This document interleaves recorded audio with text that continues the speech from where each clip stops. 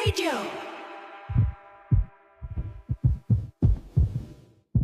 Ako po si Lexter, 27 years old.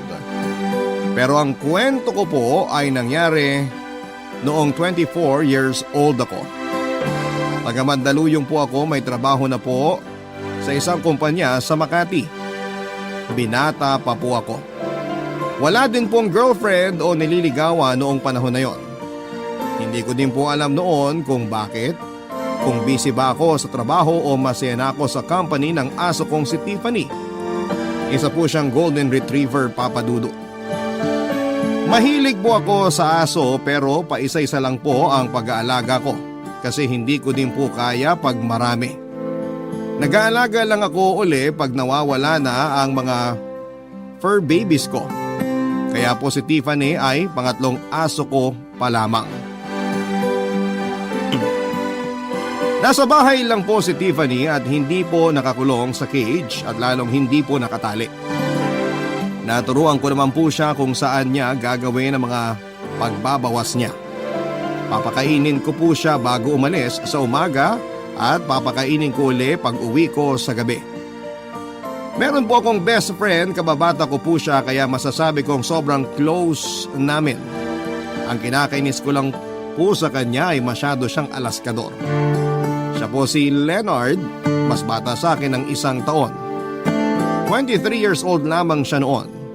Gaya ko ay mahilig din sa aso si Leonard at gaya ko ay paisa-isa lang din siyang mag-alaga. May trabaho din po siya at binata din po. Ang alaga po ni Leonard ay isang babaeng chihuahua. Pinangalanan niya naman na Stephanie para daw malapit sa Tiffany. Nakakatawa po kasi parang baliktad kami ng choice ni Leonard.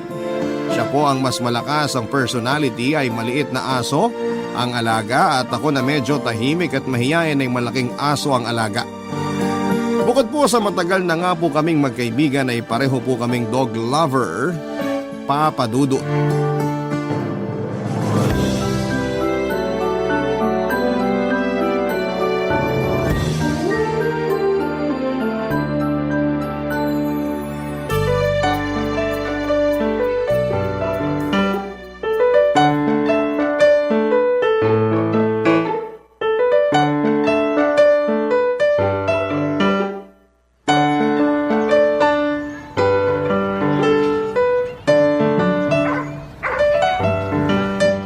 Lalaki na nila, no? Sino? Ano ka ba? E di ang mga aso natin. Yung aso mo, Golden Retriever. Natural malaki yan. Nagsisimula ka na naman eh. Si Stephanie din naman lumaki na. Ang hirap sagutin yan. Chihuahua lang si Stephanie. Ano ka ba? Kumpara nung una mo siyang makuha, hindi pa naman siya ganyang kalaki. So lumaki na siya. Sige na, lumaki na kung lumaki. Ang lakas na din siguro kumain ni Stephanie, no? Kumpara kay Tiffany, hindi ganun kalakas. Napaka-alaskador mo naman eh. Natural, kakapiraso si Stephanie kumpara kay Tiffany na big girl. Kung big girl si Tiffany mo, pues si Stephanie ko, petite. Nakakatawa din tayo, no? Oo, kakatawa lang natin eh. Hindi yun. Ibig kong sabihin sa mga choices. Ako gusto ko malaking aso. Ikaw naman pagkaliit-liit. Alam mo, ngayon ko lang napansin yan. Ang choices natin? Hindi, na malaki pala ang aso mo kaysa sa akin. Joke lang. Mabuti binawi mo agad. Oo naman, kilalang kilala kita pagpapikon ka na eh. Pero mabalik tayo sa mga aso natin. Nakakatuwa lang isipin na ikaw ang mas malakas ang personality sa atin pero maliit na aso ang gusto mo. Nagtataka din ako, pero sa dami ng pinag-usapan at napapag-usapan natin, yan ang hindi natin napapag-usapan. Ikaw napakamahiyain pero yung aso mo pansinin sa laki. Ewan bakit mas gusto ko malaking aso. Siguro para maging visible ako. Yung aso mong malaki ikaw magiging visible? Bakit? Ikaw bang inilalakad niya sa umaga? Nakakainis ka naman eh. Joke lang. Ito naman. Paano mo nasabi na nagiging visible ka? Sa laki ni Tiffany, laging may nagtatanong. Kaya ayun, nagkakaroon ako ng conversation. Alam mo naman na hindi ako marunong mag-approach ng tao. Kung sa bagay, pero alam mo ba, na sa liit ni Stephanie mas madaming nag-a-approach sa akin? Cute kasi ni Stephanie. Anong sinasabi mo? Na ang dahilan kaya maliit na asong gusto ko kasi para magpa-cute? Hindi ganun. Funny ka din eh. Sige, nakakatawa na kung nakakatawa. Hoy, wala akong sinabing nakakatawa ka ha. Sinungaling ka. Kakasabi mo lang funny ako. Oo, funny ka. Funny walain. Pero hindi naman sa mayabang tayo ha. Total, tayo lang naman dalawa. Masabi ko lang, may itsura naman tayo pareho. Maganda naman tayo manamit. Hindi matangkad pero may tamang height. Bakit kaya wala pa tayong girlfriend? Nanligaw ka na ba? Hindi pa. Eh ikaw? Hindi din. Kaya? Hindi naman tayo bading. Torpe ba tayo? Ako? Hindi ah. Hindi ka torpe? Hindi ako bading. So torpe ka nga. Ikaw din naman ah. Walang pupuntahan tong usapan na to. Uy, biro lang. O sige na, serious na. Wala ka pa bang nililigawan? Meron na, pero in the process pa lang. Kasi natatakot ka kaya hindi mo pa masimulan manligaw. Ikaw, bakit hindi ka din manligaw? Natatakot ako eh. Bakit yung liligawan mo ba multo? Bahala ka nga. Ang pikon naman na ito. Ganto na lang, unahan tayo magka-girlfriend. Naghahamon ka. Sige, call ako dyan. O sige ah, magkano premyo? Walang pera. Pangit naman na parang pinagpupustahan natin ang babae. O sige, ganto na lang. Kung sinong mas maunang magka-girlfriend, ang mas pogi. Call. Tara na, may pasok pa tayo. Oo nga, tara. Tiffany! Ginawa namin ang usapan, Papa Dudut, pero walang involved na pera. Walang pustahan. Parehong mahihina ang loob namin sa pagka-approach sa babae pag manliligaw na. At least sa usapan namin, nagkaroon kami ng motivation. Kaya nagkakalakas loob kami. Dumiskarte siya ng sarili niya, ako naman ay ganun din. Doon siya nanligaw sa katrabaho niya, ako din. Sa isa ko sa mga kasamahan sa opisina ko na matagal ko ng crush. Ang alam ko ay wala siyang boyfriend noong mga panahon na yon, kaya ayon. Pero Papa Dudut, may malaki yata akong problema. Parang wala akong personality at pakiramdam ko ay wala akong kadating-dating. Matutuwa sila una nakausap ako pero habang tumatagal ay parang nata-turn off sila. Halatang halata po kasi. Kinikwento ko lang na mahilig ako sa aso at naamin ko din na NGSB ako. Ewan kung anong naglalaro sa isip nila. Noong iniwasan na ako ay pinilit ko talaga siyang paaminin kung bakit siya umiwas. Okay naman kami noong una. Ang sabi niya ay nawiwirduhan daw siya sa akin. Napaka-nerd ko daw. Hindi ko maintindihan kung bakit, dahil ba sa mahilig ako sa aso o dahil NGSB ako. Hindi ko naisip na talo na ako kay Leonard dahil yung ilang linggo kong sinuyo ay mawawala lang pala. Hindi ko inisip na aalas-kahin na naman ako ni Leonard. Doon ako mas apektado sa unang beses kong manligaw at busted agad ako.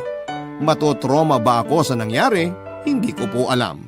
Pero ang makakagulat din, Papa Dudut, ay nang magkwentuhan kami ni Leonard ay pareho pala kami ng experience. Base din siya noong sabihin niyang mahilig siya sa aso at NG-SB siya.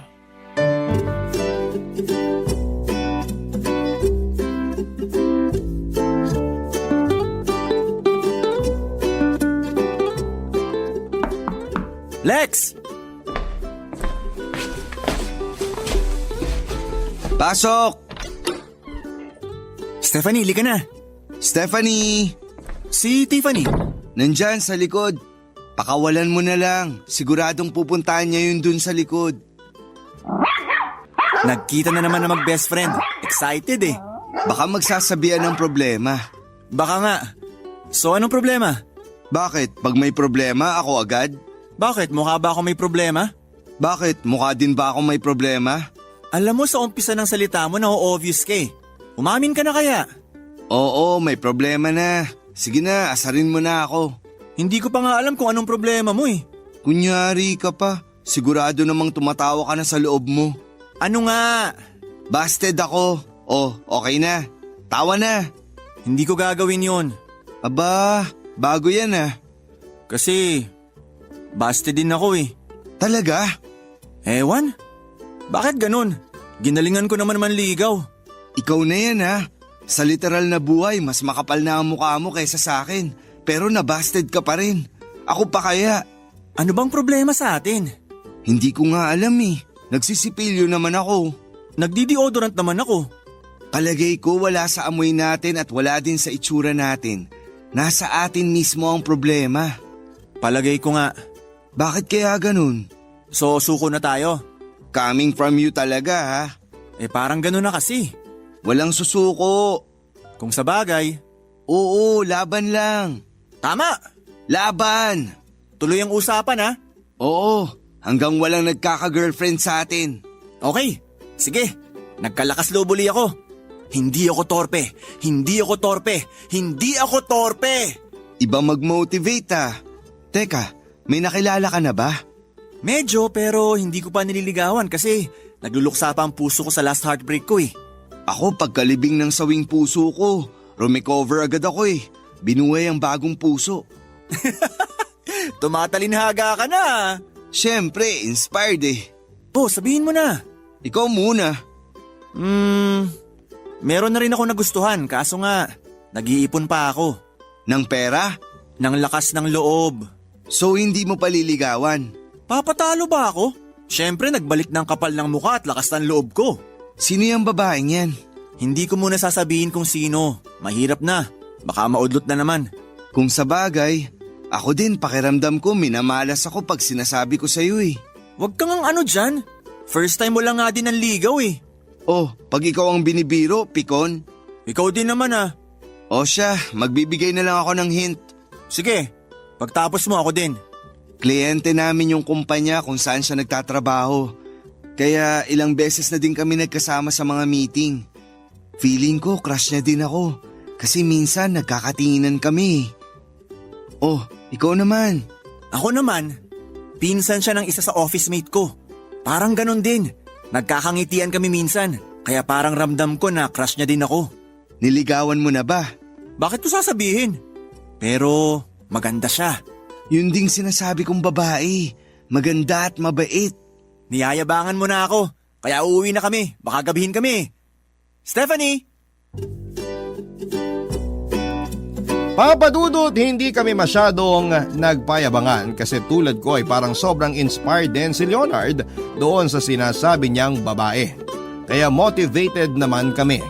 Isinantabi ko ang hiya at noong sumunod na nagkita kami ni Catherine, siya yung babaeng sinasabi ko. Pero tawagin na lang natin siyang Kat. Yun ang nickname niya. 30 years old na po siya noong panahon na yon. Mas matanda po siya ng 6 na taon sa akin. Edad lang naman po yon, ang importante ay mahal namin ang isa't isa. Ayun nga po, nang magkita kami ay naglakas loob ako na tanungin siya na kung pwede ba siyang mayaya na magkape minsan. Papadudod sa sobrang saya ay gusto kong alugin ang opisina namin nang pumayag siya. Hanggang sa nagkita nga kami. Napakabait niya.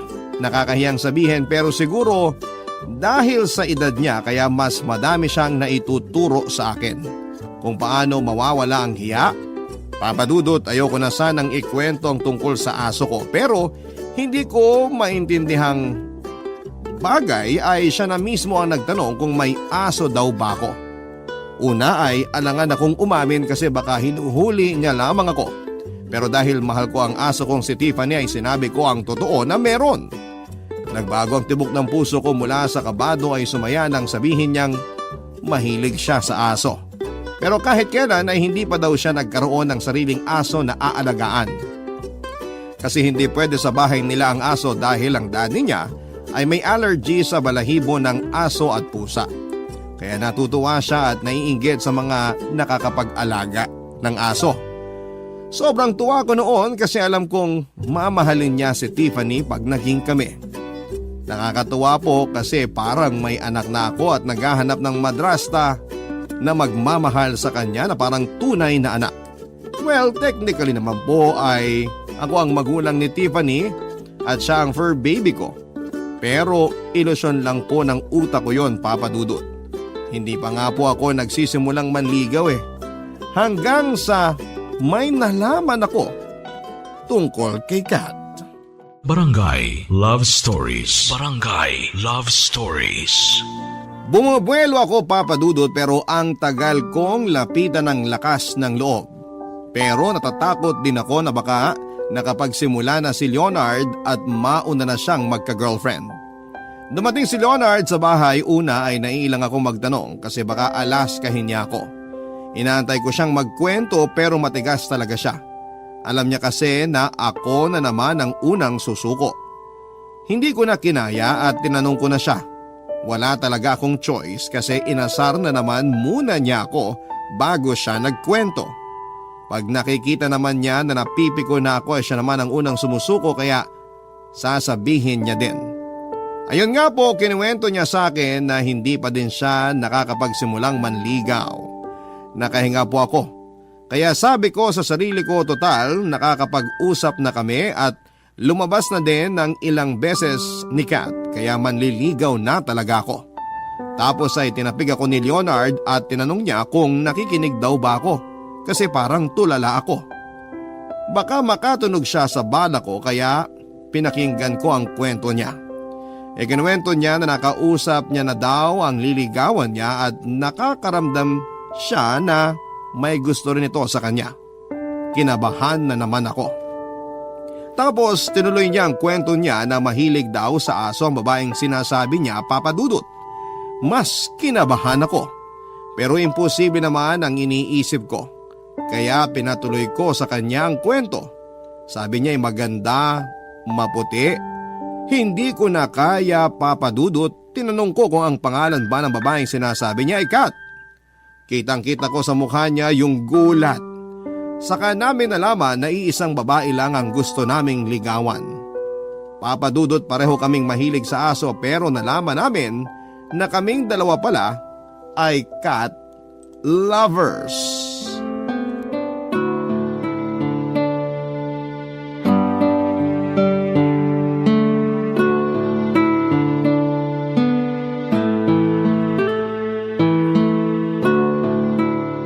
Leonard, tuloy ka. Good evening, Kat. Kumusta? Okay naman. Ikaw? Mabuti naman. Napadalaw ka. Wala lang. Nangangamusta lang. Nakakahiya naman. Pwede mo naman akong i-text o tawagan lang? Ayaw mo bang magpunta ako dito? Hindi naman. Sabi mo kasi mangangamusta ka lang naman. Gusto mo na ba akong umalis? Hindi masaya nga akong dumalaw ka eh. Salamat. Bakit parang may iba sa'yo? Ha? Anong ibig mong sabihin? Parang mahiyain ka ngayon. Mahiyain naman talaga ako. Talaga ba? Mahiyain ako pag... Pag? May mahiinom ka ba dyan? Ay, sorry, sandali. Anong gusto mo? Juice o soft drinks? Nakakahiya naman. Hindi ba ikaw ang humingi? Ay, sorry. Wala lang kasi ako masabi. Joke lang. Nahiya nga ako, hindi kita agad na alok. Soft drinks na lang. Ikaw talaga? Bakit ka natawa? Kala ko kasi nahihiya ka eh. Sorry, naguguluhan lang talaga ako. Bakit ba? Ano bang gumugulo sa'yo? Kasi... Ano nga? May Ano ba? Manliligaw ka ba? Oo. Ha? So, hindi ka manliligaw? Oo, manliligaw ako.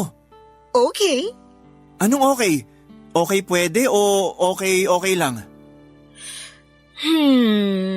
Sige, tanggap ko na. Suko agad? Kesa masaktan na naman ako. Bakit? Pang ilang beses mo na ba nababasted? Kung sakali, pangalawa na. Pangalawa pa lang. Yung iba nga dyan ilang beses nang nabasted pero sige pa rin. Sinasabi mo na busted na ako? Hindi. Ang sinasabi ko, ang bilis mo namang sumuko. Hindi dapat ganun. Ewan nga eh. Anong ewan? Ewan kung bakit ako ganun.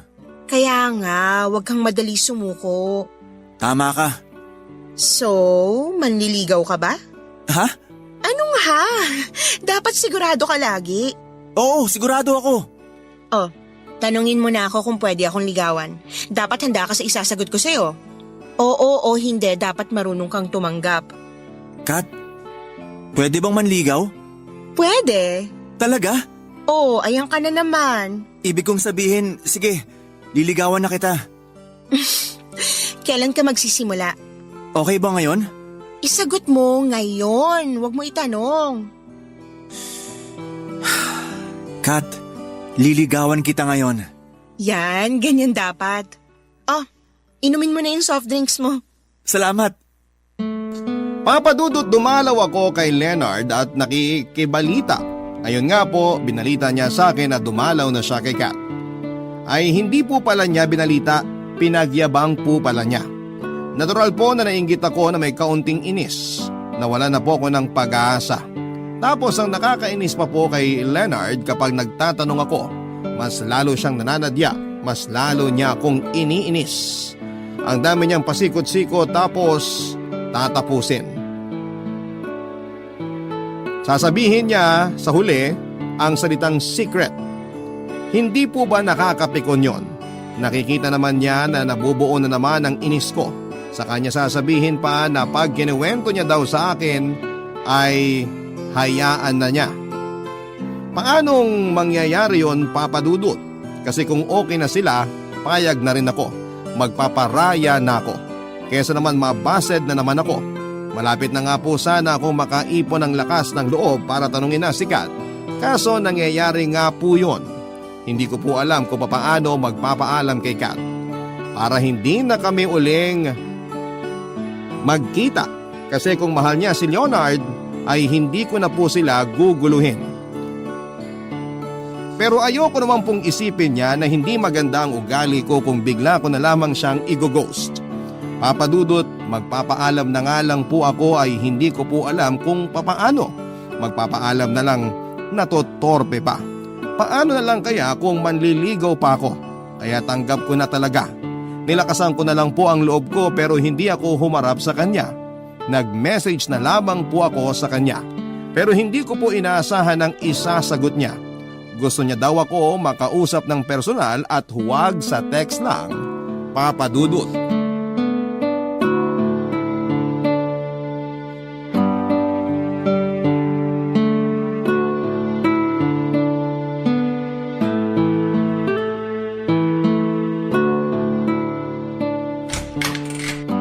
Kat, Lexter, halika, pasok. good evening. Napaka-formal mo naman. Ay, sorry. Saan? Sa pagiging formal. Ganyan ka ba talaga? Ha? Sabi ko, ganyan ka ba talaga? Hindi ko maintindihan. Kalimutan mo na. Teka, ano bang gusto mo? Gusto? Oo, gusto mo. Ha? Anong ha? Anong gusto mong inumin? Inumin. Kahit ano. Umiinom ka ba ng suka? Suka? Sabi mo kasi kahit ano eh. Sorry. Hoy, umayos ka nga, hindi dapat ganyan. Hindi ko maintindihan. Pasensya na ha. Magulo ba ako kausap? Hindi. Ang sinasabi ko, wag kang parang mas hiyang-hiya pa sa makahiya. Dapat hinahon lang, tapos isipin mong sasabihin mo. Oo, Yung sagot mo parang galing sa ilong. kasi... Kasi natutorpe ka. Ha? Nakailangha ka na ngayong gabi. Hindi pwedeng ganyan. Hindi masamang manligaw. Ang masama, manloko. Naku, hindi ko magagawang manloko. Mabuti. Oh, anong balak mo ngayon? Balak? Ano ka ba? Liligawan mo ba ako o hindi? Huy, gising! Sorry, nabigla lang ako. Labanan mo yan. Dapat attentive ka at may paninindigan ka. Meron ba? Meron. Oh, sagot. Sagot? Yung tanong ko, liligawan mo ba ako o hindi? Ha? Liligawan? O simulan mo na. Paano ba? Since nasabi mo nang liligawan mo ko, dapat simulan mo sa papuri. Pero dapat maging totoo ka ha. Oo. Game. Game? Hoy, nagkakaintindihan ba tayo? Pasensya ka na. Nabibigla lang ako. Hindi nga pwedeng ganyan. Dapat makita ang paninindigan mo. Ganito. Bago ka humarap sa liligawan mo, dapat huminga ka muna ng malalim. Sige. Hingang malalim tapos simulan mo na. Kat, Yes? may nagsabi na ba sa'yo na maganda ka? Ang typical. Isip ka pa. Ano ba? Sige, ganito na lang.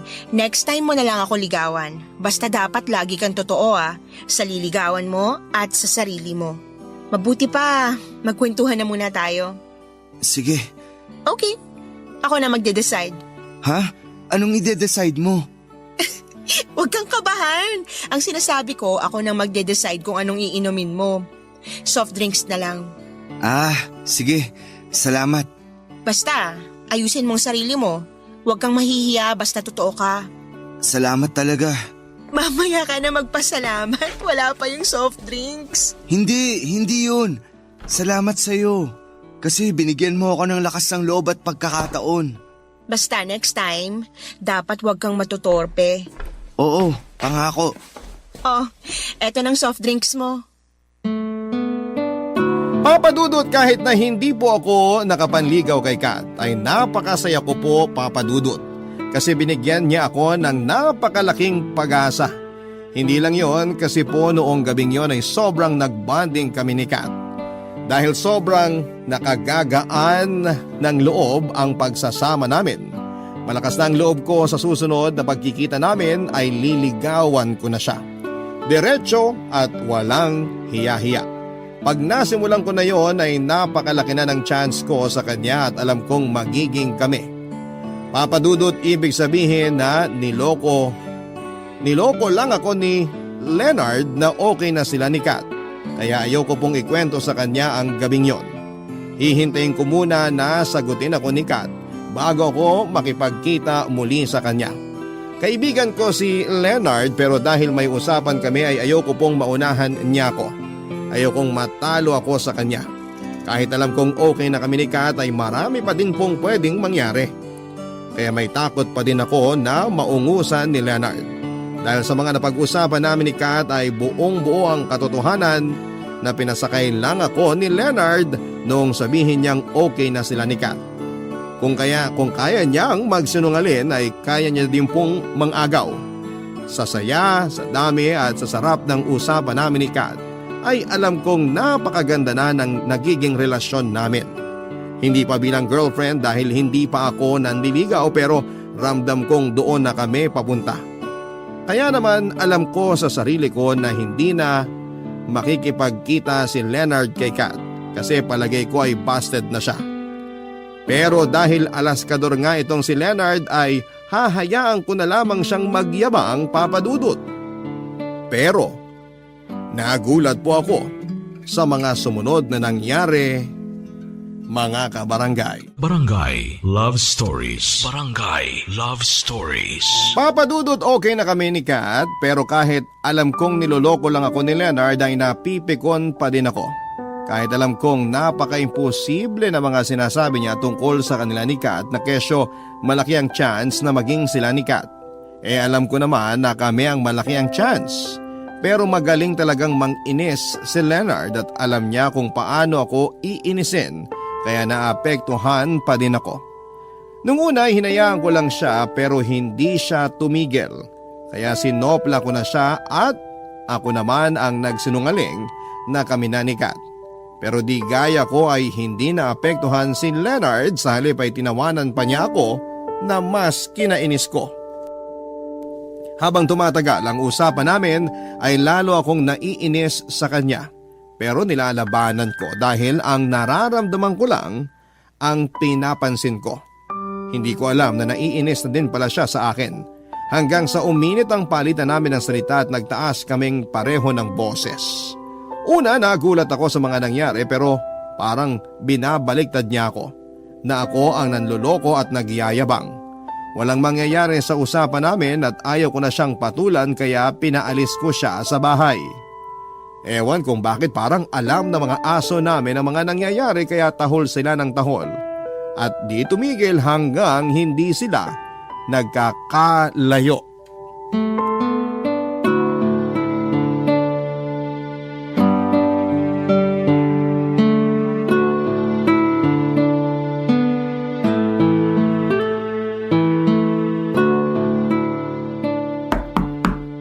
Kat, Sino yan? ako si Lexter. Lexter, tuloy ka. Good eve. Anong ginagawa mo dito? Magkakilala kayo? Dati, Anong dati? mamaya ako na-explain. Bakit siya nandito? Bakit? Anong bakit?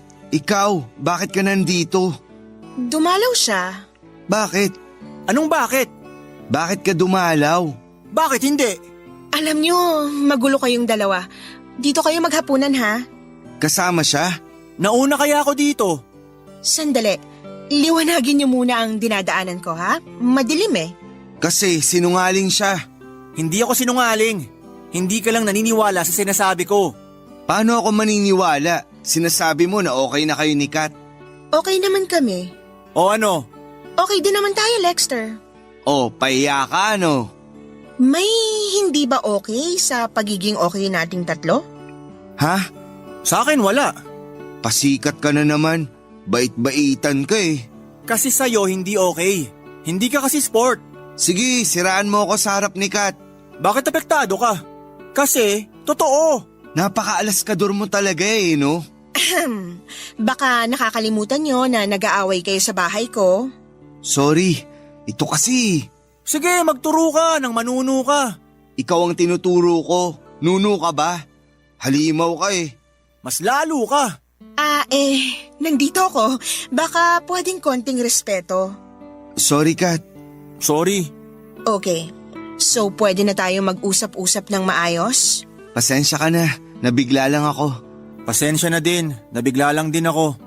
Gaya-gaya. Ano? Ha? Kala mo hindi ko narinig? Nadinig mo pala, bakit tinatanong mo pa? Sino ngayon ang alaskador sa ating dalawa? Doon na lang ako sa kwarto. Katukin nyo na lang ako pag okay na kayo. Sorry, Kat. Kat. Bakit ba kayo nag-aaway? Teka, baka pati ako mapilosopo nyo. Parang alam ko na eh. Magkakilala kayo at pareho kayong nanliligaw. Ibig sabihin, nagseselosan kayo. Oo. Magkaibigan ba kayo? Oo. Tapos nag-aaway kayo dahil sa akin? Oo. So, bad influence ako sa pagkakaibigan nyo. Oo. Hindi. Bakit kailangan nyo mag-away? Magkaibigan kayo, dapat nga mas nagkakaintindihan kayo. Kasi si Leonard, sinabi niya na okay na daw kayo at malamang sasagutin mo na siya. Ikaw din naman, di ba? Sabi mo kayo na ni Kat. Na-misinterpret niyo yung sinabi ko. Wala pa akong sinasagot o sinagot at sasagutin. Yung mga sinabi ko sa inyo dahil gusto ko na maging okay kayo. Yung mawala ang katorpihan nyo. Hindi mo pa siya sasagutin?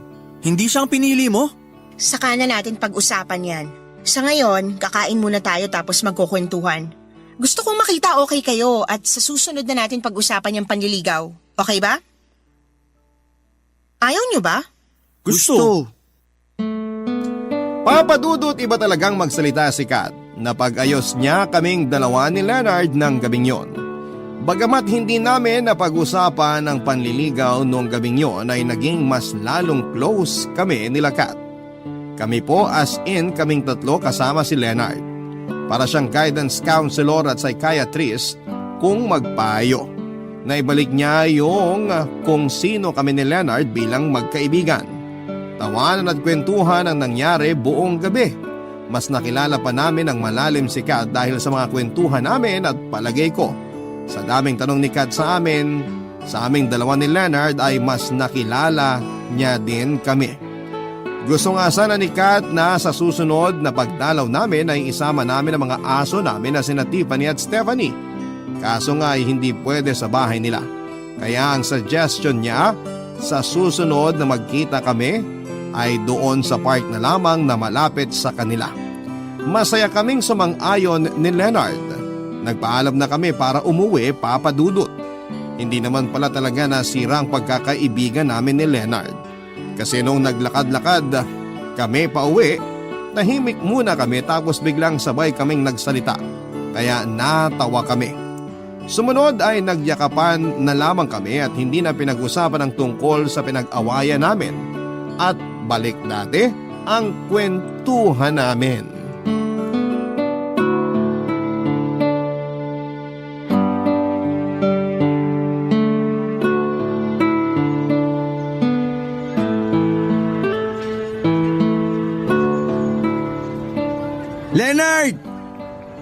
Lex!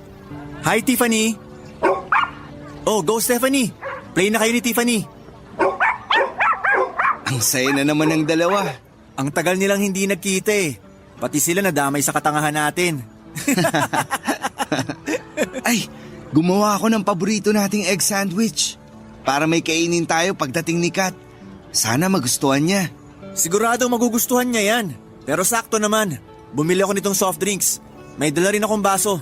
Ang galing! Nabasa mo ang nasa isip ko. Lumakas na uli ang signal natin sa isa't isa. Nakakatawa, no? Nagkagalit tayo. Oo nga eh. Alam mo, hindi ko naisip na mangyayari sa atin yun. Ako rin. Pero ang maganda, okay na tayo. At kung sakaling sasagutin na ni Kat ang isa sa atin, dapat okay na okay pa din tayo. Oo nga. Handa ka na ba kung anong desisyon ni Kat? Handa na. Ikaw? Handa na rin. Kung ikaw man ang pipiliin niya, masaya pa rin ako para sa'yo. Ganon din ako kung sakaling ikaw ang pipiliin niya. Bakit ako kinakabahan? Ako rin. Teka, may tubig din akong dala. Magtubig muna tayo. Mabuti pa nga. Parang nanunuyo ang lalamunan ko eh. Eto. Cheers!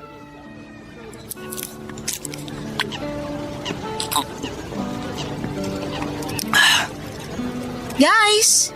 Kat! Nasaan yung dalawa? Ayun, nagtatakbuhan. Tiffany! Stephanie! Oh! I love you! O sige, play na muna kayo.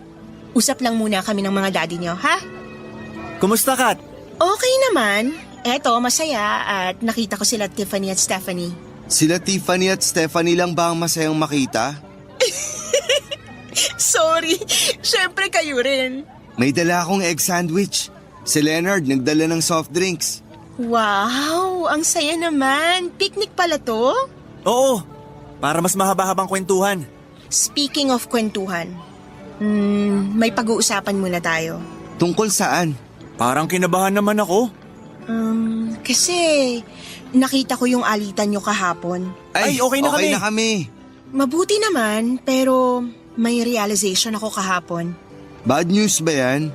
Huwag nating i-label ang balita ko. Sabihin na lang natin na... clarification. Ano bang kailangang liwanagin? Natutuwa ako na kahit nagkagalit kayo, na ayos at nabalik ang pagkakaibigan nyo. Kaya sana ganun din ang maging outcome ng usapan na to. Kung ano man ang kalabasan, sana walang magbago. Kat, tama ba ang iniisip ko? Magdidesisyon ka na sa kung sino ang pipiliin mo? Ganun na nga. Pangako ko, kung sino man sa amin, hindi magbabagong pagkakaibigan namin ni Lexter. Ako rin. Salamat. Yan naman ang gusto ko, yung mabilis niyong maintindihan ng anumang sitwasyon. Lexter, masaya ako nagkakilala tayo. Masaya ako sa kabaitan mo. Huwag mong iwawala ang magandang ugali mo. Sana maging magkaibigan pa rin tayo. Oo, naiintindihan ko ang desisyon mo. Hangad ko ang kaligayahan niyo ni Leonard. Leonard, nakita ko na responsable ka. Huwag ka lang panghinaan ng loob. Sana ipagpatuloy mong pagiging responsable kung sino man ang makakasama mo sa buhay. Teka, parang tama ba ang pagkakaintindi ko? Ibig bang sabihin, wala kang sinasagot sa amin ni Lexter? Sana maging magkakaibigan pa din tayo. Yung kasama ko sa malalim na pagkakaibigan nyo.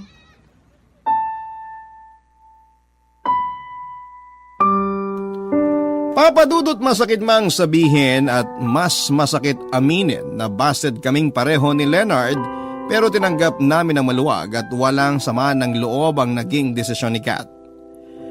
Papadudot kahit ganoon ang nangyari ay malaki ang pasasalamat namin ni Leonard kay Kat dahil sa maraming dahilan. Una ay mas tumatag ang pagkakaibigan namin ni Leonard. Pangalawa ay nawala ang katorpehan namin at natuto na kaming mag-approach sa babae.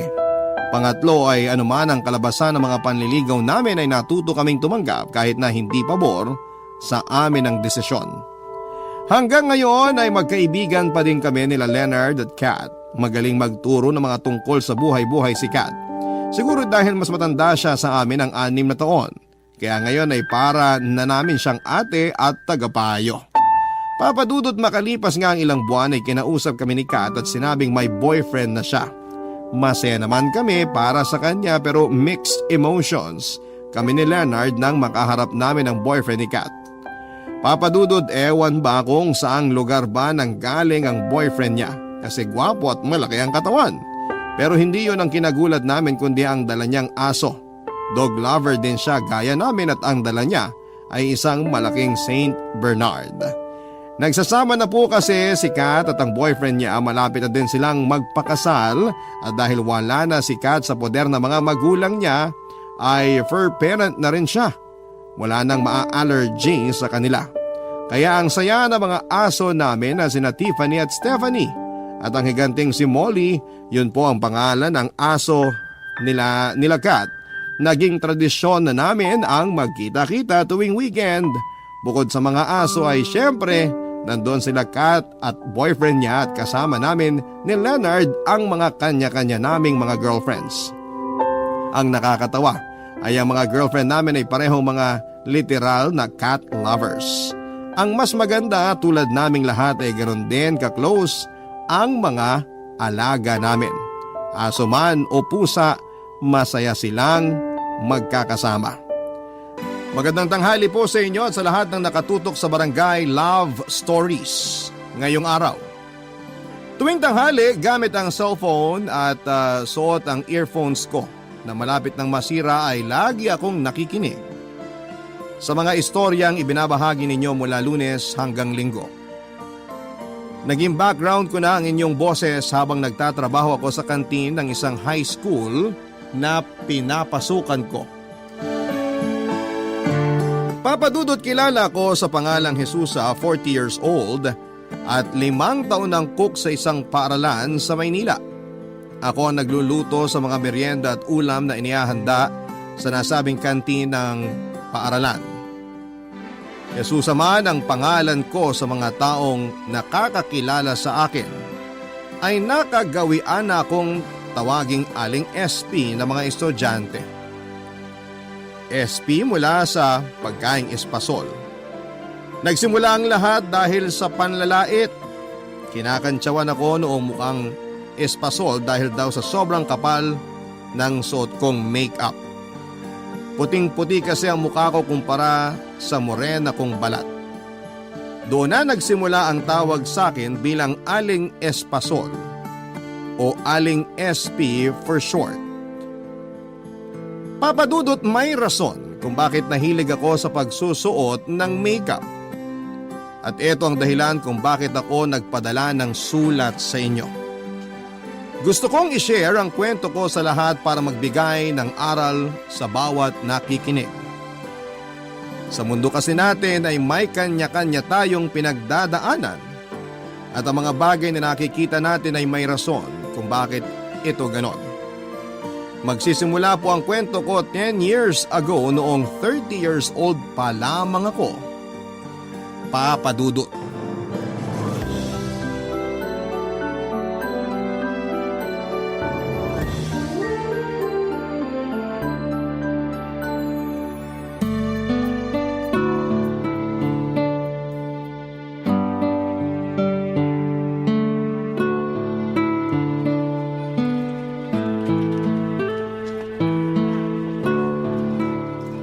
Mildred, magandang araw po sa inyo. Magandang araw din. Pabili po ako. May itlog po ba kayo dyan, tsaka instant noodles? Anong klaseng noodles? Yung chicken po. Pabili po ako isang noodles, tsaka isang itlog. 30 lahat. Ang mahal naman. Aba, mahal na talaga ang mga bilihin ngayon. Anong akala mo sa panahon natin? Dekada 90? Namura pa ang mga paninda? Ang bilis lang kasing tumaas ng mga bilihin ngayon. Hirap humabol. Huwag mong sabihin uutang ka na naman. Wala pa akong buhay na mano, tsaka hindi ka pwedeng umutang dito hanggat hindi pa kayo nakakabayad sa mga naunang inutang ninyo. Hindi po, babayaran ko po to.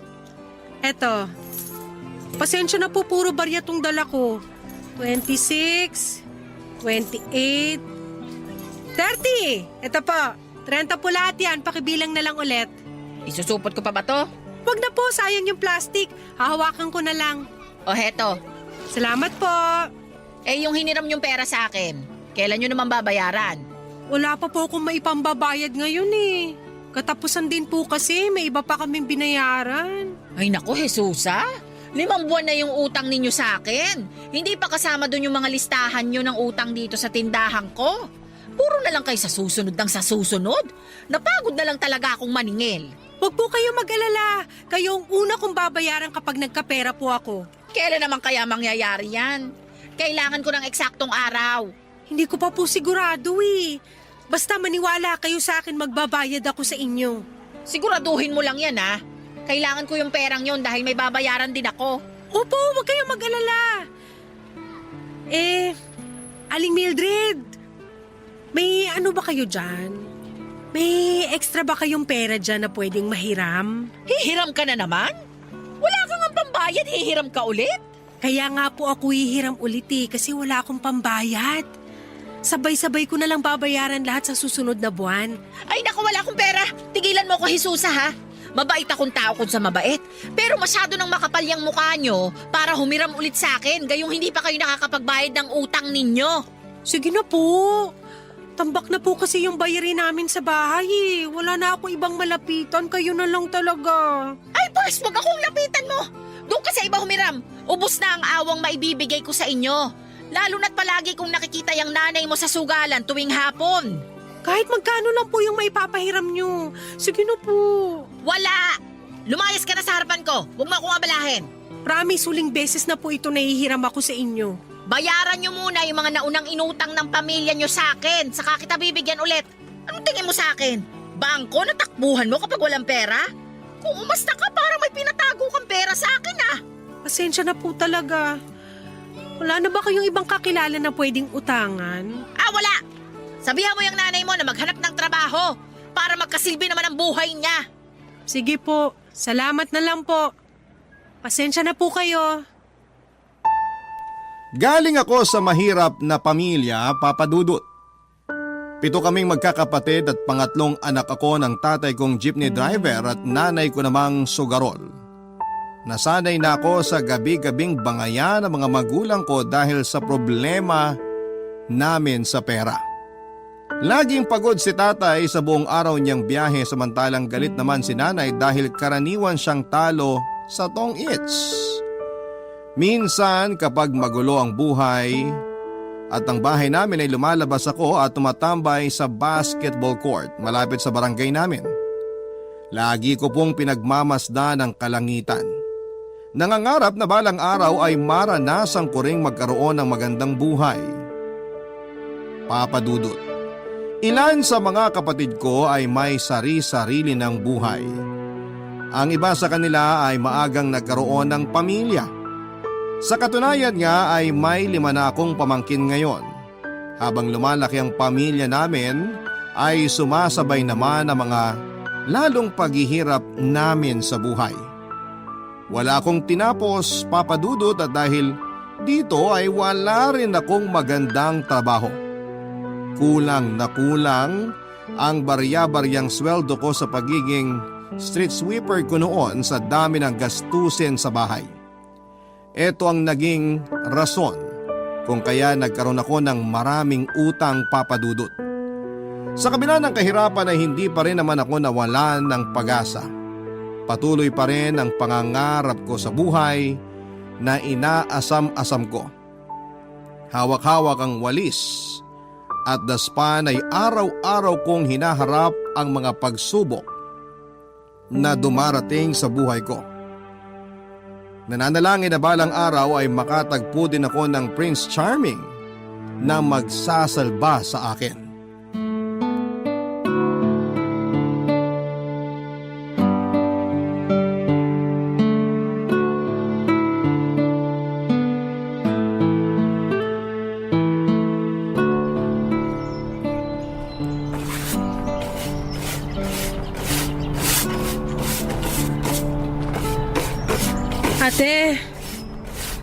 Ate Ophel, Oh, bakit?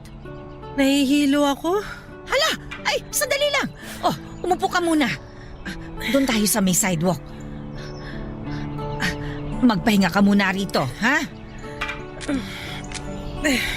Ano bang nararamdaman mo? Bigla na lang ako nang hina eh. Kumain ka ba ng agahan? Oo. Nilagyan ko ng kanin yung kape ko kaninang umaga. Yun na yung agahan mo? Oo. Wala naman kaming pambili ng ulam eh. Kaya naglalagay na lang ako ng kanin sa kape ko tuwing umaga. Kaya naman pala nanghihina ka eh. Walang laman ng sikmura mo. Gusto mo ba ng biskwit? May biskwit ako rito sa bag ko. Wag na. Magpapahinga lang ako saglit bago ako magwalis ulit. Umuwi ka na lang kung masama ang pakiramdam mo. Ako nang bahala dito. Hindi pwede. Sayang yung sasahurin ko. Kapag umabsent ako ngayon, wala kaming uulamin maamayang gabi. Siya, sige, ikaw ang bahala. Pero magpahinga ka muna dyan, ha? Bigla lang sigurong kumalam yung sikmura ko nung nakakita ako ng supot ng hamburger na nakakalat dyan sa tabi. Tatawa-tawa ka pa dyan. Tingnan mo nga yung sarili mo, oh. Butot balat ka na. Hindi ka na yata kumakain eh. Kumakain naman ako. Nang kanin na hinalo sa kape. Oo, masarap kaya yun. Alam mo kung ano ipinagtataka ko? Ano? Yung ibang tao, ayaw kumain ng kanin kapag nagda-diet kasi raw tataba sila. Pero bakit ako? Puro kanin naman laman ng tiyan ko pero hindi naman ako tumataba. Kasi walang protina yung katawan mo. Ang ulam mo kung hindi kape, minsan asin, o kaya naman noodles, at saka dilata. Anong sustansya ang makukuha mo ron? Wala kaming pambili ng ulam eh. Isang beses sa isang linggo lang ata kami nakakatikim ng maayos na ulam. Ang laki kasi ng pamilya ninyo eh. Mabuti ako, 2 lang ang binubuhay ko. Kaya kahit papano, hindi ko sila napapabayaan. Ang malas natin, no? Ipinanganak tayong mahirap. Nung past life ko, sobrang yaman ko siguro. Kaya sa pagkakataong to, ginawa naman ako mahirap ni Lord para patas lang. Hoy, ano ka ba? Pati naman Diyos dinamay mo. Nasa magulang yan kung bakit may mga batang lumalaking mahirap. Alam na ngang hikaho sa buhay, anak pa ng anak. Palibhasa kasi, yung mga tao kasi ngayon, yun na lang ang kayang gawin, ang manisi. Lagi nilang sinisisi ang nasa itaas kung bakit sila mahirap. Yung iba naman, sa gobyerno naglalabas ng sama ng loob. Pero bakit hindi nila magawang sisihin yung sarili nila? Sinasabi mo ba na kasalanan ng tao kung bakit sila mahirap? Bakit? Hindi ba?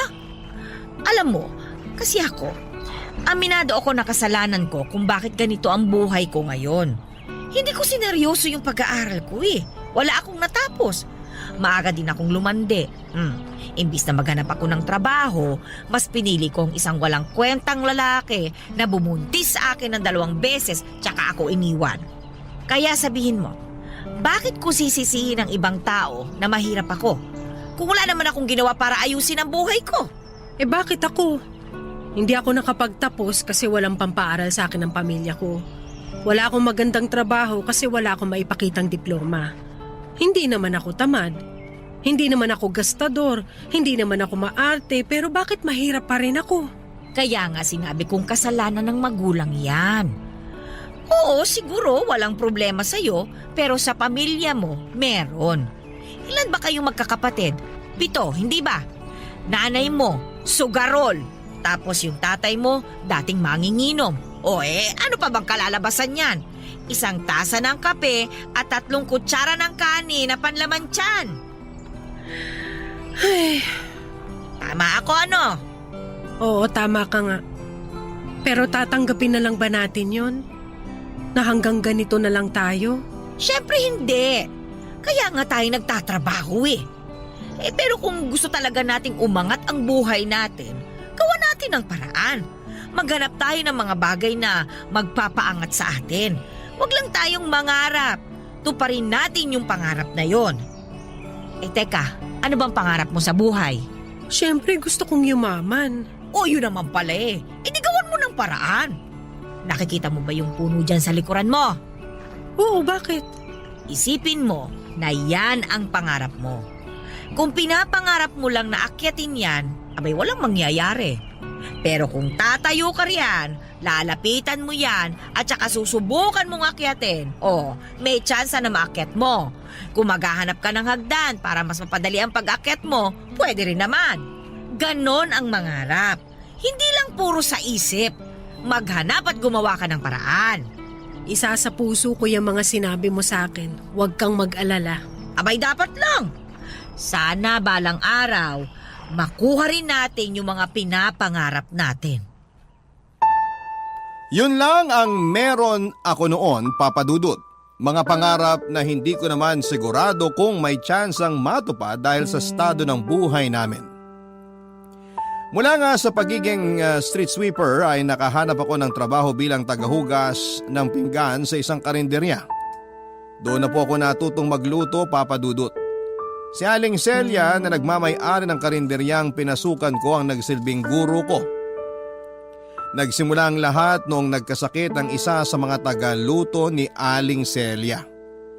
Mula sa paghuhugas ng pinggan ay napag-utusan akong maghiwa ng mga ricados. Kalaunan ay pinaharap niya ako sa kalan para magluto ng tinola. Sa mga sumunod na araw ay iba't ibang putahe na ang pinapahawak niya sa akin. Para nga akong nag-aaral sa culinary school dahil marami akong natutunan mula kay Aling Celia. Simula noon ay ginawa na niya akong tagapagluto niya. Mas tumas din ang natatanggap kong sahod dahil doon, Papa Dudut. Enjoy na enjoy ako noon sa trabaho ko. At kahit papaano kasi gumagaan ang pakiramdam ko tuwing nakikita kong nauubos at binabalik-balikan ang mga luto ko. Ang kusina nang naging baluarte ko.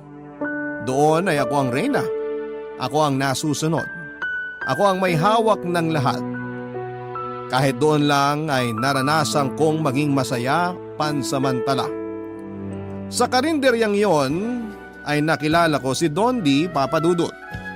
Siya ang lalaking nagpabago sa takbo ng buhay ko.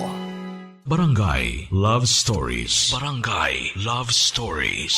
Isang construction worker si Dondi, Papa Dudut. May pinapatayo noong building malapit sa karinderya namin at isa siya sa mga laborer nito. Una ko siyang nakita noong minsang magpahinga ako sa harap ng karinderya matapos ang lunchtime. Nakatayo siya sa di kalayuan sa amin, hawak-hawak ang sigarilyo habang nagpapahangin.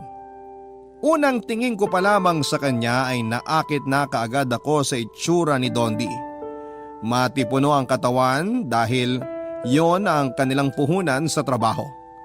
Matangkad siya, makapalang kilay na tumugma sa bilugan niyang mga mata. Sunog ang kanyang balat dahil araw-araw siyang nasa initan, pero para sa akin ay mas nakadagdag sa kanyang kakisigan ng kulay ng balat niya. Hanggang sulyap lang ako kay Dondi noon. Wala naman din akong kumpiyansa sa sarili para makipagkilala kahit na crush ko siya. Halos araw-araw siya noong tumatambay malapit sa amin para lamang makisindi ng yosi. Meron kasing matandang babae na nagtitinda ng sigarilyo at tubig malapit sa karinderya at doon laging nakapwesto si Dondi kapag nagpapahinga. Tuwing nangyayari yon ay pasimple naman akong sumisilip sa kanya. Para nga po akong teenager na kinikilig tuwing nakikita ko siya, Papa Dudut. Hanggang isang hapon, paubos na ang tinda naming ulam, dong biglang pumasok sa karinderya si Dondi para kumain. Umigtad ang puso ko, Papa Dudut, noong nakita ko na sa malapitan ng lalaking dati ay sinusulyapan ko lamang, Papa Dudut.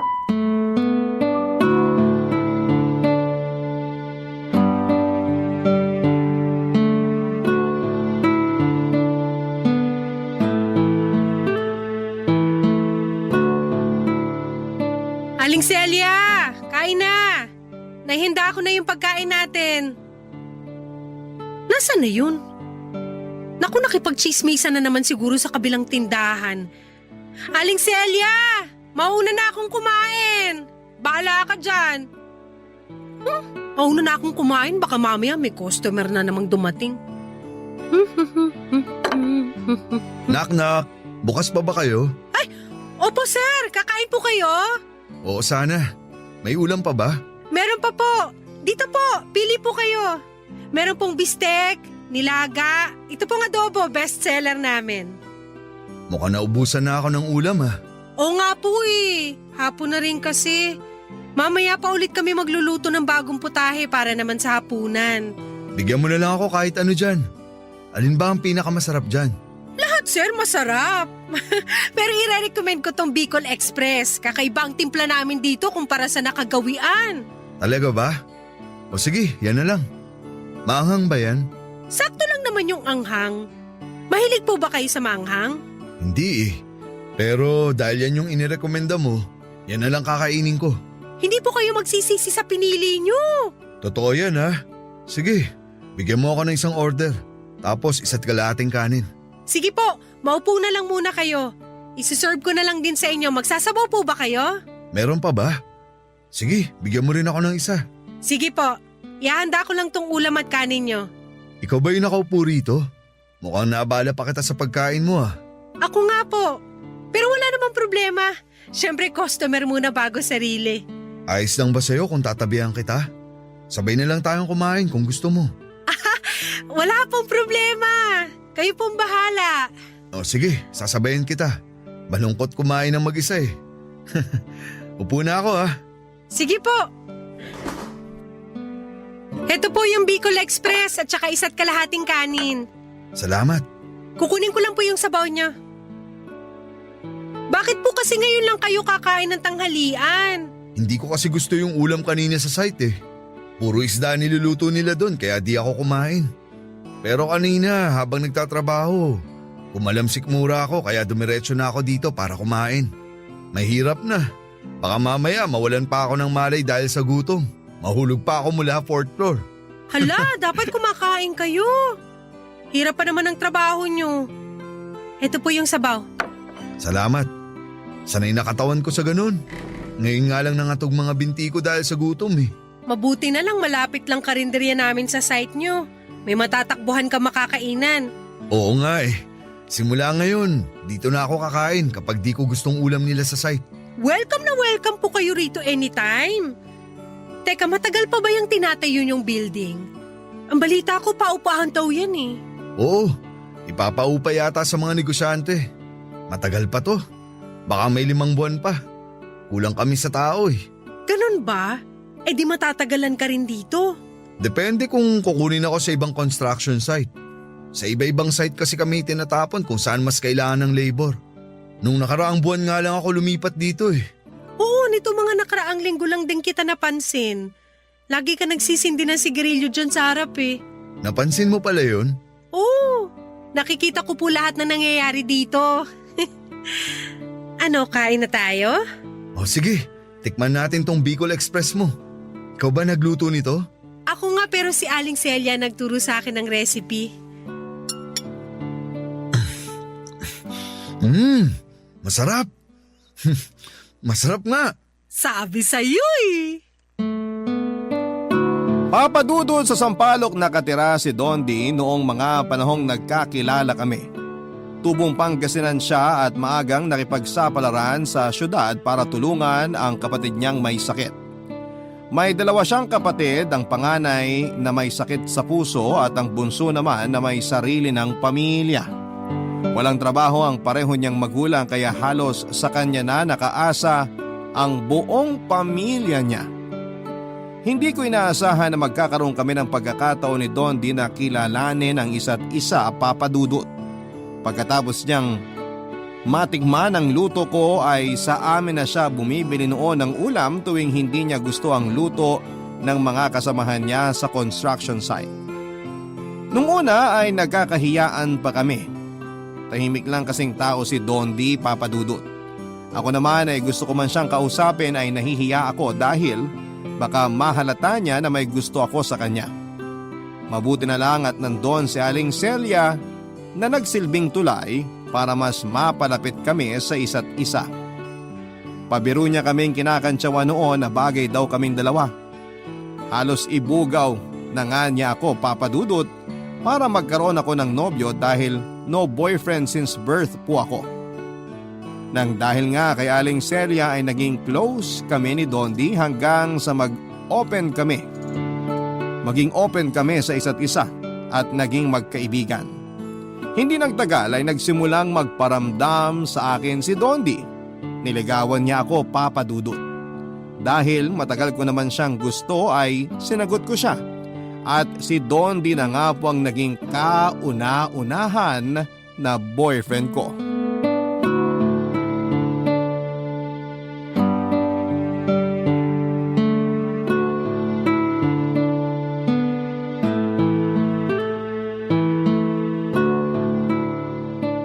Dondi, Wow, Jesusa. natigilan ka dyan. Wala ka bang sasabihin? Magsalita ka naman. Nagulat lang ako. Ngayon lang kasi kita nakitang nagsuot ng makeup. Hindi ba bagay? Sorry, first time ko lang talaga gumamit ng makeup eh. Tatanggalin ko na lang Hindi. Bagay. Bagay sa'yo. Napakaganda mo. Ikaw naman, masyado mo akong binobola. Totoo ang sinabi ko, hindi kita binobola. Mas lalo nga ako na-inlove sa'yo eh, nung nakita kitang nakabihis. Naku, tigilan mo ako dyan eh. Hiya tuloy ako. Huwag kang mahiya.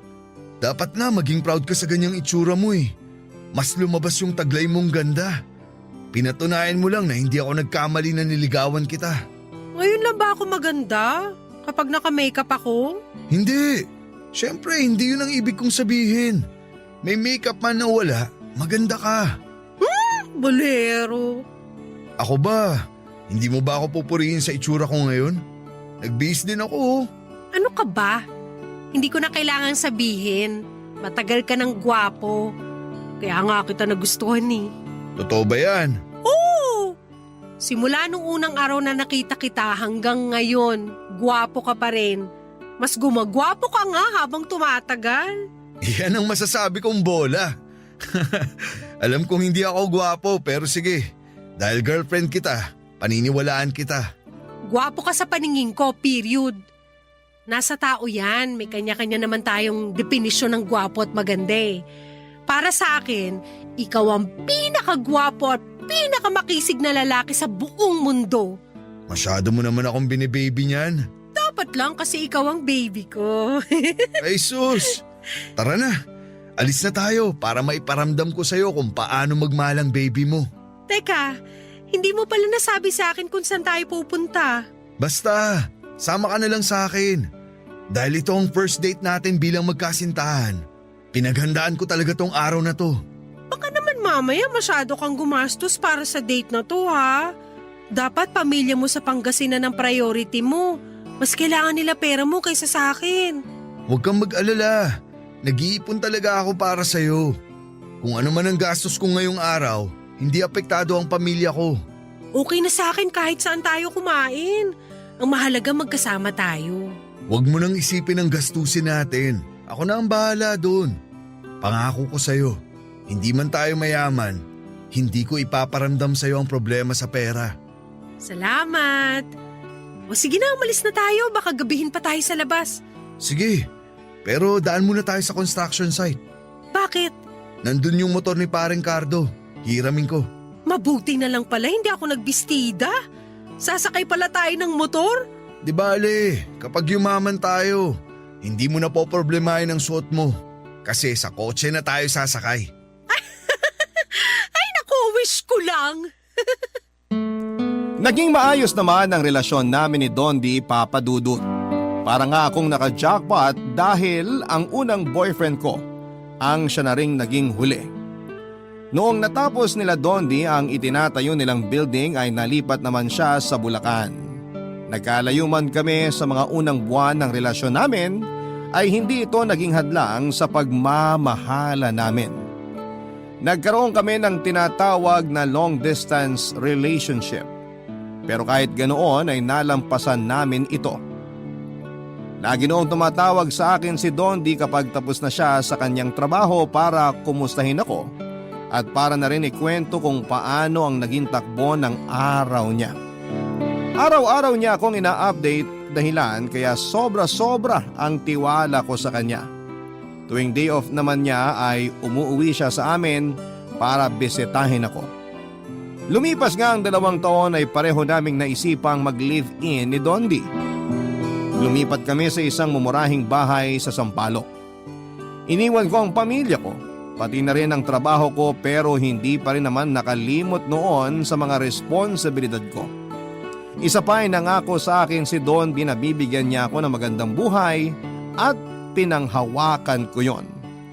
Sa pagsasama namin sa iisang bubong ay nakabuo kami ng bata sa sinapupunan ko. Doon na nga po nagsimulang magbago ang lahat. Papa Dudut. Barangay Love Stories. Barangay Love Stories.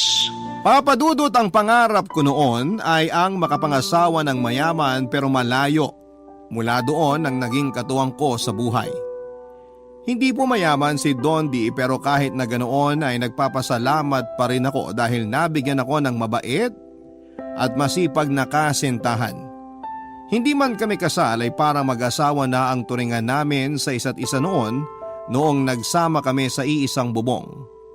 Mas lalo pa ngang tumibay ang pagsasama namin dahil sa pagdating ng anak naming si Eva. Naging magkatuwang kami sa pagpapalaki sa anak namin. Kaso nga lang, lumipas ang mahabang panahon ay unti-unting nagbago ang ugali ni Dondi. Nagsimula ang lahat noong natuto siyang magbisyo, Papa Dudut. Nagkaroon siya ng barkada na mahilig sa inom at sugal. Tuwing natatapos siya noon sa trabaho ay sa barkada siya dumediretso para mag-inom at maglaro ng baraha. Nung una ay pinapayagan ko siya sa gawain niya dahil tingin ko ay nararapat din naman sa kanya ang mag-enjoy lalo na't buong araw siyang pagod sa kanyang trabaho. Kaso nga lang ay unti-unting binago ng bisyo niyang yon ang ugali ni Dondi. Naging mainitin ang ulo niya. Hindi lang siya umuuwing lasing, lagi din siyang galit at nagwawala. Lalo na kapag talo ito sa pagsusugal. Karaniwan, ako ang napagdidiskitahan ni Dondi lalo na kapag wala siyang mapaglabasan ng galit. Nung una ay natatanggap ko pa ang pagbubunganga nito at pagwawala sa bahay. Pero noong nagsimula na niya akong saktan ay doon na po ako kinabahan ng labis, Papa Dudut.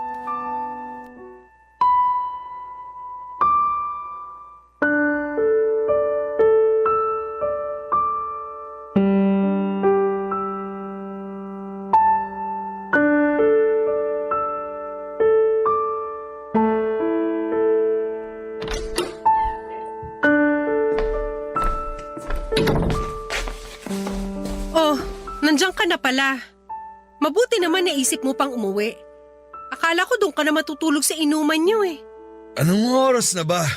11:00 na ng gabi. Kanina ka pa namin hinihintay ng anak mo. Bakit nyo kasi ako hinihintay? Alam nyo naman na tuwing sahod, kina paring Elias ako dumediretso. Paano hindi ka namin hihintayin? Wala kaming pambili ng ulam. Mas inuna mo pa yung mga kumpare mo kaysa sa amin ang anak mo. Imbis na sa pagkain mo ibili ang sweldo mo, winaldas mo pa sa alak. Ano pong pakialam mo? Pera ko to. Gagastusin ko to kahit saan ko gusto. Eh paano naman kami? Saan kami kukuha ng panggastos ng anak mo? Tandaan mo, Dondi, pinatigil mo ko sa pagtatrabaho.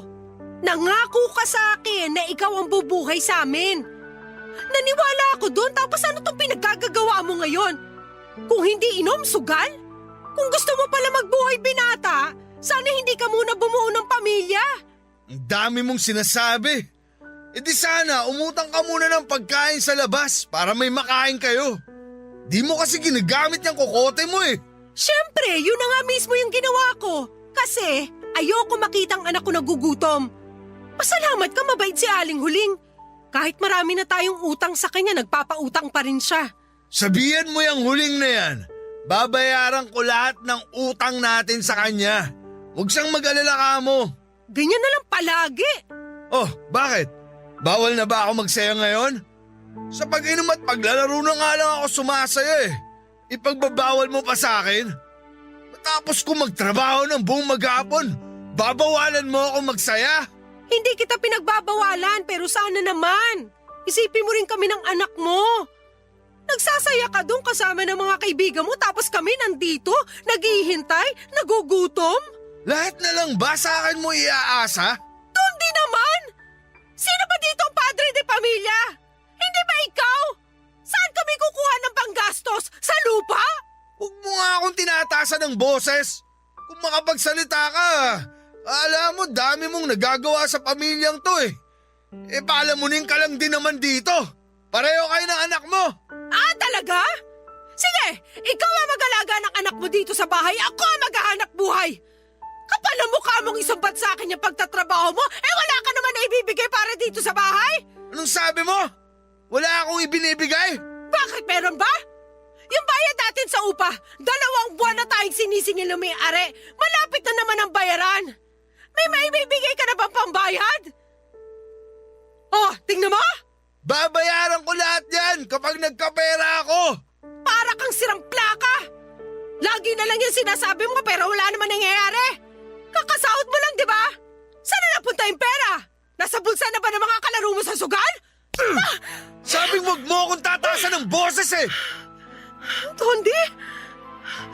Nananakit ka na rin ngayon? Kaya mo na rin akong saktan ngayon? Dapat lang sa'yo yan. Talo na nga ako sa sugal. Bunga nga mo pang sasalubong sa akin. Sino ang hindi maririndi? Umalis ka na nga dyan sa dadaanan ko. Huwag mo akong tinutulak-tulak! Bakit? Bawal din ba? Sabi na huwag mo ako itulak eh! Bawal kitang itulak? Lahat na lang bawal? Itutulak kita kung gusto kitang itulak. Ako ang may pera sa pamamahay na to, kaya ako ang masusunod. Kung gusto kitang itulak, itutulak kita! Hindi mo ako pwedeng saktan dahil buntis ako, Dondi! May bata sa tiyan ko ngayon! Papa Dudut, nakakalungkot lang makita na ang dating taong minahal ko ay unti-unting nagbago.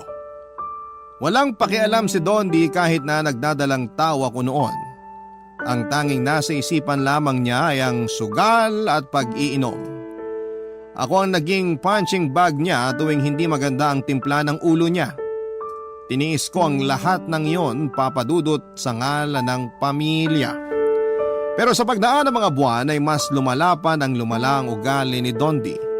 May pagkakataon noon na itinakbo pa ako sa health center dahil nagsuka ako matapos mawala ng malay. Nauntog kasi ang ulo ko sa pader matapos niya akong itulak dahil sa galit niya. Mabuti na lang talaga at walang nangyaring masama sa bata sa tiyan ko. Kahit pa noong ipanganak ko ang pangalawa naming supling ay wala pa rin nagbago sa ugali ni Dondi. Dahil halos lahat ng kinikita niya ay napupunta na lamang sa pagsusugal. At ako na mismo ang dumidiskarte para may makain ang mga anak namin. Pumasok ako sa isang kantin sa paaralan malapit sa amin at mabuti na lamang at may kakilala si Aling Celia na nagtatrabaho doon kaya mabilis akong nakapasok bilang tagaluto ng ulam.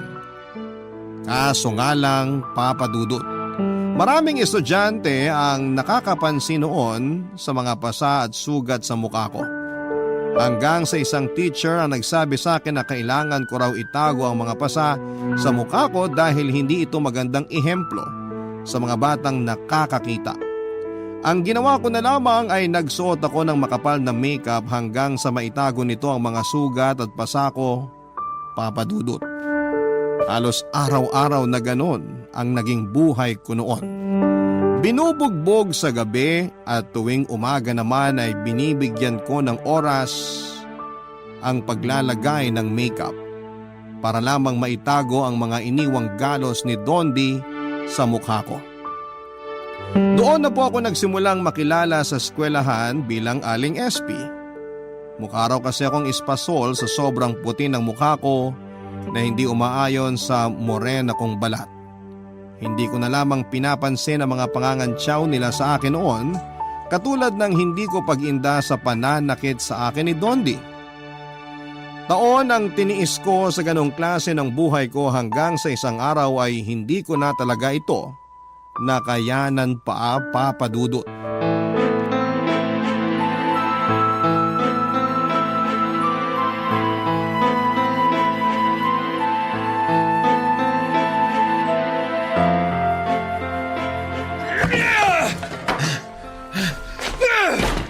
Dondi, tigilan mo ng pagsisira ng mga gamit natin. Ano ba? Buisit! Mga inayo pa kayong lahat! Ano na kinaiinit ang ulo mo ngayon? Wala kayong silbi! Lahat kayo walang kwenta! Dondi, tumigil ka na nga! Gabi na nakakaya sa mga kapitbahay natin! Wala akong pakialam! Lasing ka na naman ba? Umalis ka sa harapan ko kung ayaw mong madamay dito! Bakit? Anong gagawin mo sa akin? Bubugbugin mo ulit ako? Binabalaan kita, Jesusa! Huwag mo nang dagdagan tong galit ko! Lagi ka naman ganyan eh! Tsaka ka lang matapang kapag nakainom! Paglalasing-lasing ka tapos uuwi kang galit! Wala na nga tayo pero maninira ka pa ng gamit! Buisit naman oh! Umalis ka nga dito! Naalibadbaran ako sa pagmumukha mo! Ikaw nga lumayas dito! Kung gusto mo magwala, doon ka sa labas! Sabayan mong tumahol yung mga aso, pare-pareho kayong perwisyo! Anong sabi mo? Gusto mo bang mamatay, ha? Dondi! Busalan kita sa bitawan mo bunganga ako! dyan eh! Ano? Hindi ako makahinga! Anong niya ka? Demonyo! Nagtatapang-tapangan ka dyan! Akala mo naman uubra ka sa akin! Pare-pareho lang kayo! Lumayas ka dito! Pinapalis mo ko? Gusto mo na ba talagang mamatay? Halika nga rito! Dondi, huwag ka lalapit sa akin! Matagal na ako nagtitimpi sa yung babae ka! Puro bunganga mo na lang naririnig ko! Tama na, Dondi! Huwag mo kong iyakan dyan! Matapang ka, di ba? Lumaban ka! Saan ka pupunta, ha? Tama na! Huwag ka na lumapit sa akin! Dondi, tama na! Pitiwan mo ako! Hindi! Pitiwan mo ako! Tagtalan mo na ako! Tama na! Tumigil ka na! Pagod na ako! Pagod na ako sa'yo! Nakita mo tong boting to? Ha? Sige, lapitan mo ako! Lumapit ka sa akin! Gigilitan kita sa leeg para matapos ang paghihirap ko! Sige, gawin mo! Kaya mo ba, ha? Huwag ka nalapit sa amin! Hindi ako nagbibiro! Papatayin mo ako! Sige, patayin mo ako! Etong leg ko! Gilitan mo ako! Sige, ano? Kung sawa ka na sa akin, patayin mo na ako! Puro ka salita! Makatulog na nga! Bit-bit ang dalawang anak ay nilayasan namin si Dondi ng gabing yon, Papa Dudut. Bumalik ako sa mga magulang ko at doon naghanap ng suporta. Mabuti na lamang at kahit hirap ay tinanggap pa rin nila ako sa pamamahay nila. Pagkatapos ng nangyari ay sinubukang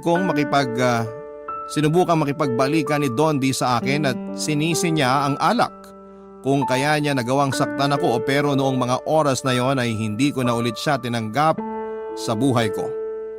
Maging ang mga magulang ko ay hindi na rin pumayag na bumalik ako sa poder ni Dondi. Ayoko nang dagdagan pa ang trauma ng mga anak ko dahil maging sila ay takot na rin noon sa sarili nilang ama. Lumipas ang mga buwan ay unti-unti na ring tinigilan ni Dondi hanggang sa nabalitaan ko na lamang na may bago na pala siyang kinakasama. Pinilit kong buhayin ang dalawa kong anak bilang isang single mom. Sa ngayon naman, Papa Dudut, ay patuloy pa rin po ako sa pagsusumikap.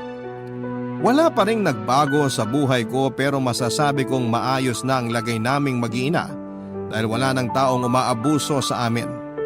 Masaya ako na matapos ang napakahabang panahon ay tuluyang ko nang tinigilan ang paglalagay ng makapal na makeup sa mukha ko dahil wala na akong kailangang pang itago.